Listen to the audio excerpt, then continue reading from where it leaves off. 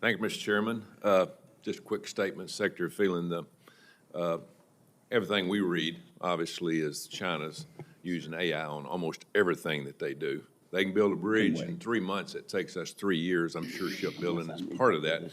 In your travels, hopefully we're getting into that. I don't know how far and how impressed you have been with that.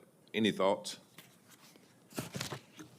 So, Senator, thanks for that. We're slowly adapting and getting there. I think that there's more that we need to do, and we're focused in the public shipyards trying to get that done. I saw at Fincantieri, actually, they have these 3D goggles where you can actually look at where they're welding and how it matches up versus the blueprint to make sure that they're not off, because the precision of this manufacturing is incredibly intense. Yeah. I mean, these are very complicated things. So we're getting there, and I think implementing AI, even just basically digital twinning of projects, there are a number of things we have to do to get in and done that I think will speed up construction, make design faster.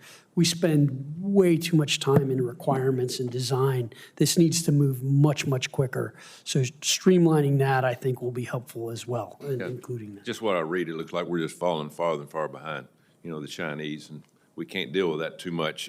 General Smith, I'd like just to make a statement here and discuss to you about a constituent matter. Normally, this would be handled in emails and conversations between our staffs, and after more than 7 months of Headquarters Marine Corps being evasive and unresponsive to my questions, here we are.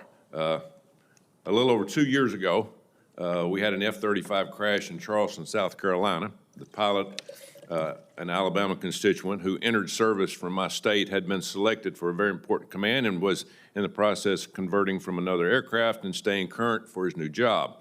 This mishap got a lot of attention because the pilot ejected. The aircraft continued to fly for an extended period of time before it eventually hit the ground. Of course, there was no way for the pilot to know that this would happen. If he had, he would have remained in the aircraft. What the pilot knew at the time was that the weather was bad, he had no visual reference with the ground, and his primary and secondary instruments had completely failed. Disoriented by the cascading failures and low to the ground, he ejected. The Marine Corps did what it always does. In these mishap situations, they had 3 investigations. One command investigation determined the mishap was in the line of duty and the pilot had committed any misconduct. It found no misconduct.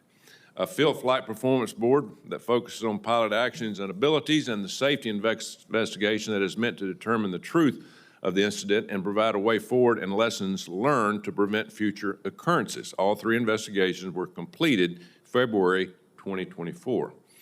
This investigation and their summaries were routed to Headquarters Marine Corps, where it was determined that the pilot had acted appropriately and should continue his career. The pilot and his family were moved across country to Yuma, Arizona, and he took command in late June 2024, a year ago. General Smith, that July you visited the squadron, and while speaking with the pilot in his office, you asked him what his future plans were, stating, "We put you here for a reason, and the Marine Corps isn't done with you after this command." Then a month later, in August 2024, a redacted version of the command investigation was being prepared for public release. During that process, you apparently became familiar with this mishap for the first time, and without reviewing the other 2 investigations, directed that the VMX-1CO be relieved. It is important to emphasize that all information on this mishap and the investigation had been available to Headquarters Marine Corps for more than 8 months by this point, and it was also available when this family was moved across the country. During the video call relieving him, this Marine was told by the Deputy Commandant for Aviation that you've done nothing wrong. You're doing a great job, but the Commandant had decided you could not stay in command. I wonder what the reason were for this erratic and hasty decision. The officer who conducted the command investigation inappropriately offered his opinion.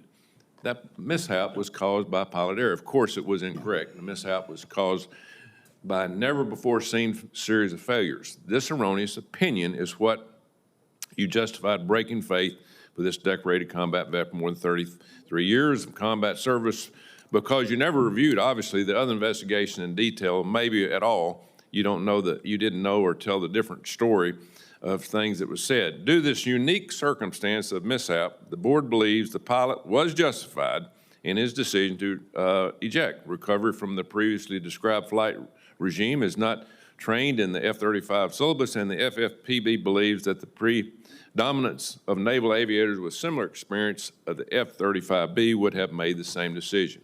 This treatment of this pilot, to me, feels punitive and vindictive.